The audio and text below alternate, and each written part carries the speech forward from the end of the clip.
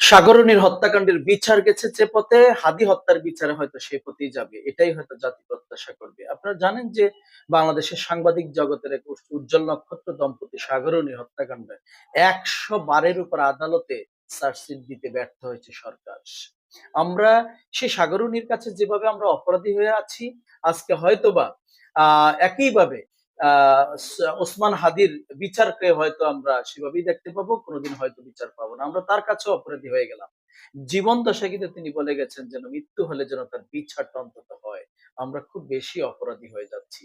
আজকে যদি জুলাই গণ অভ্যুত্থান না হতো, হাদিদের মতো, আজকে শহীদ আবরারের মতো যারা দেশপ্রেমিক, যারা আধিপত্যের বিরুদ্ধে সংগ্রাম করে, লড়াই করে, সেই মানুষগুলো যদি আজকে না দাঁড়াতো, হয়তো ২৪-এর গণ অভ্যুত্থান সংঘটিত হতো না। আজকে হয়তো লক্ষ লক্ষ মানুষকে জেলখানায় থাকতে হতো, লক্ষ লক্ষ মামলা কাঁধে নিয়ে, হামলা কাঁধে নিয়ে হয়তো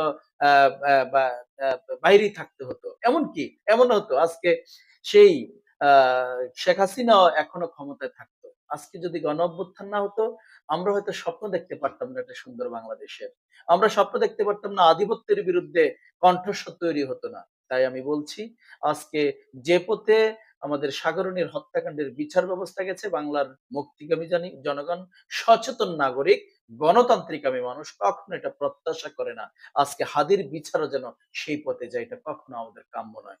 আজকে অন্তর্বর্তীকালীন সরকারের কাছে প্রাজ্ঞ মেধাবী একজন মানুষ আপনার কাছে প্রত্যাশা, একজন আসামি এতদিন পরেও আজকে মুখসম্মিত হচ্ছে না, তার বিচার ব্যবস্থা এগুচ্ছে না। এটা জনগণ একটু ধোঁয়াশা এবং অন্ধকারে আছে। আপনার তীর কোন দিকে যাচ্ছে নিশ্চয়ই জনগণ কিন্তু কখনোই ক্ষমা করে না, করবে না। তাই আমরা চাই সুষ্ঠু বিচার, হাদির কাছে যেন আমরা চিরঋণী না হয়ে থাকি, এটাই আমাদের প্রত্যাশা।